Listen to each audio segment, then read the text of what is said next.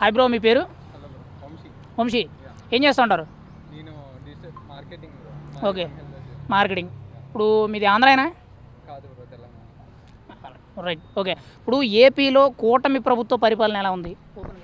కూటమి ప్రభుత్వం అంటే అదంతా మనకి తెలియదు కానీ పవన్ కళ్యాణ్ గారు వచ్చారు. అంతకుముందు మనం ప్రీవియస్లో చూసుకుంటే నాకు ఏపీ సైడ్ ఏంటి జాబ్స్ ఏం లేవు. మా ఫ్రెండ్స్ అందరూ ఏపీ నుంచి అందరూ హైదరాబాద్కి వచ్చేసారు.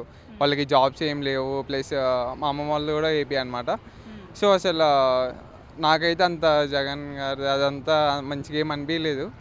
కానీ ఇంకా పవన్ కళ్యాణ్ గారు వచ్చిన తర్వాత మాత్రం అసలు వేరే ఉంది బ్రో ఏపీ మొత్తం. రోడ్లు ఎలా ఉన్నాయి? ఓపెన్ కదా, రోడ్ల గురించి మీకు ఎలా అనిపిస్తుంది? రోడ్లు అసలు అంతకుముందు ఏపీ వెళ్తే మొత్తం మస్తు చిరాకు ఉండే బ్రో.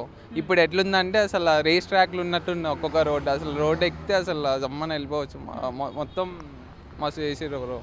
ఇప్పుడు పవన్ కళ్యాణ్ గారు ఇప్పటివరకు ఏ పదవులు లేవు. సినిమా ఇండస్ట్రీలోంచి చాలా నాళ్ళు రాజకీయాల్లో కష్టాలు పడి ఒకేసారి ఒక 5-6 పదవులు అనేవి ఆయన కాళ్ళ కింద ఉన్నాయి. ఈరోజు ఎలా అనిపిస్తుంది అంటే ఒక్కసారిగా ఇన్నాళ్ళు కష్టపడి ఒక్కసారి సక్సెస్ అంటే ఏంటో అనేది చూపించారు కదా, ఎలా అనిపిస్తుంది ఒక అభిమానిగా నీకు?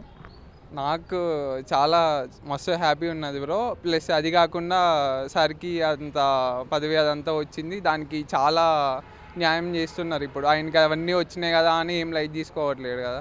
సో అవన్నీ ఉన్నాయి, చాలా జనాల బాధ్యత మొత్తం అతనికి ఇచ్చారు అని చెప్పి అసలు మొత్తం మొత్తం చేంజ్ చేసేస్తున్నారు ఏపీ.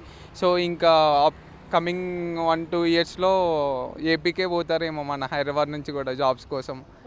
ఆల్రెడీ మెట్రోస్ అవి కూడా చేపిస్తున్నారు కదా, వైజాగ్, విజయవాడ. ఆల్రెడీ మీరు హైదరాబాద్లో ఉన్నారు కాబట్టి హైదరాబాద్ డెవలప్మెంట్ అనేది ఒక రేంజ్లో ఉందని. అవును అవును, ఖచ్చితంగా నెక్స్ట్ ఫ్యూచర్లో ఏపీ కూడా అదే అవుతుంది. షూర్ బ్రో, కన్ఫామ్గా అవుతుంది. విత్ ఇన్ ఇంకొక 2 ఇయర్స్లో మాత్రం సెకండ్ హైదరాబాద్ ఏపీ అవుతుంది బ్రో, కన్ఫామ్గా. అంటే హైదరాబాద్ తలదనే విధంగా ఆంధ్రప్రదేశ్ కూడా రెడీ అవుతుంది, కన్ఫామ్ చేస్తారు.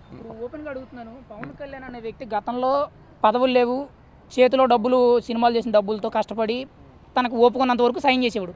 ఇప్పుడు కూడా అలాగే పంచుతున్నాడు. నీకేమనిపిస్తుంది అలా సహాయం చేసే గుణాన్ని ఒక రాజకీయ